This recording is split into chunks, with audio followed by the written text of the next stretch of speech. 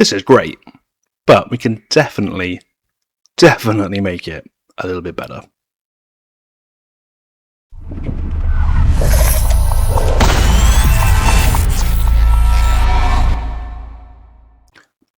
So I've just picked up Zombicide 2nd edition, and I've played a few games of it before with friends and other places, and it comes with these really nice pre-cast plastic minis.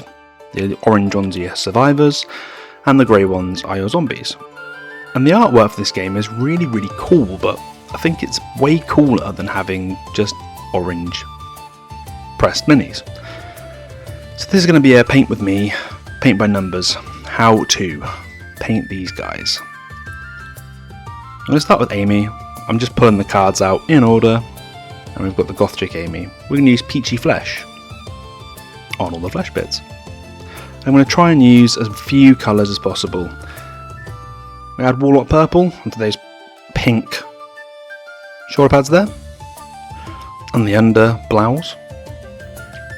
We throw a bit of Slaughter Red onto that red skirt and cardigan she's wearing.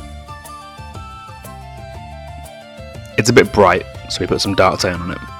But we also use dark tone on her tights. Dark tone straight over white makes a really nice sort of look for stubble. We're going to use Broadsword Silver on any metallic bits. We're going to use Purple Swarm on her hair.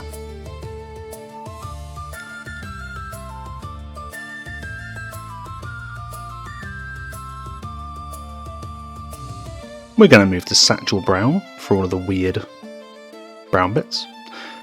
Beowulf Blue for a little teddy bear. When the camera focuses, which is not going to do.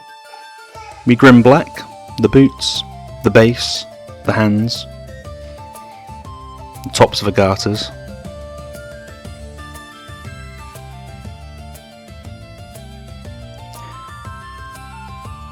And this is all really easy, just applying contrast paints or speed paints or whatever paints you've got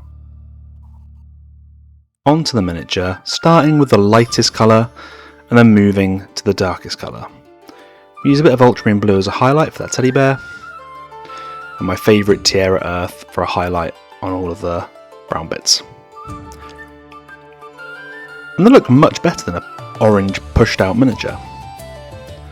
It's a bit shiny because that Slaughter Red went a bit wrong, but I don't mind it being too shiny. There's enough red leather in the world to make that one go away. Next up we've got Doug. Now I'm not going to go through the whole process again. I'm going to show you the colours and you're going to do it. Now you start from the lightest to the darkest, that way with the contrast paint or the speed paint. If you make a mistake, you can pretty much fix it by putting the darker colour over the lighter colour, and it won't make too much of an issue, especially around the joins. The only thing you want to be really careful of is making sure that each colour is dry before you move on to the next one. I've undercoated all of these just with some white spray paint. Make sure you go easy on the spray paint. And there's Doug. I had to do a red tie because I could not resist the Shaun of the Dead look. But there's Doug. He came out way better, I feel, because he's a simpler miniature. Here's another quite complicated miniature, Ella. And there's a lot going on with Ella. And these miniatures, they're lovely, but with these sort of press-formed minis, there's a lot of detail there, but it's not very defined detail. And sometimes, especially with contrast paints, you kind of lose a little bit of it. So we're not painting these to Golden Demon cabinet standard. We're just painting them to a really nice, simple gaming standard. The whole point of this video, this series of videos, is you can do it too. As you can see, there's a lot going on. The colours don't really sit very well on Ella's mini. The bone's good and the skin tone's good, but there is a lot of little bits we miss. So moving on to Josh, who's a far simpler mini. Very similar to Doug. He's got two big main colours, those blue jeans and that dirty grey-white hoodie. And as you'll see when we paint up Josh, these simpler miniatures they look way better with the contrast paints.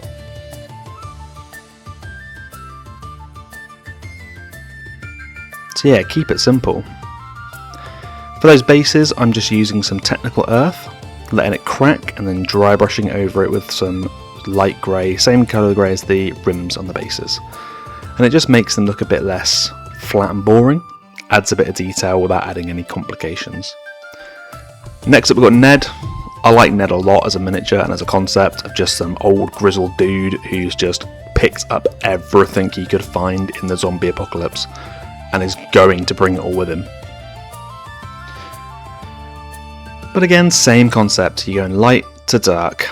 So if you do make any mistakes with the contrast paint, hopefully you can recover it.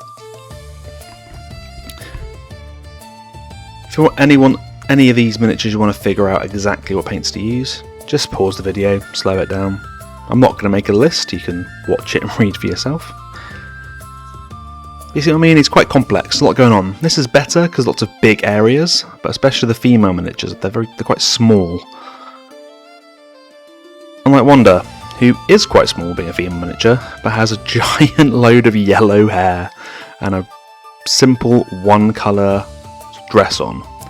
So actually she is a really simple miniature, and because of that, it comes out really, really nicely.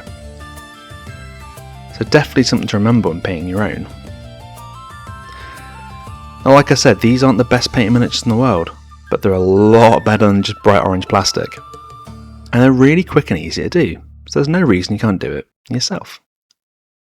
I've got these 6 guys, the kids in Starter Edition too, but I don't think I'm going to use the kids, so I'm not going to paint them yet. Here they all are. Hi, from orange plastic to very basic painted survivors. Anybody can do this. This took me probably about an afternoon, honestly.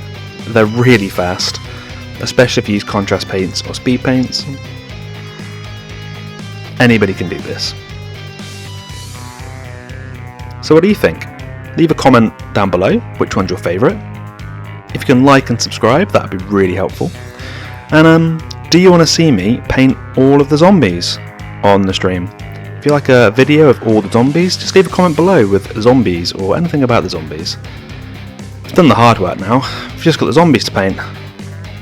Just the few little... How many zombies? Oh.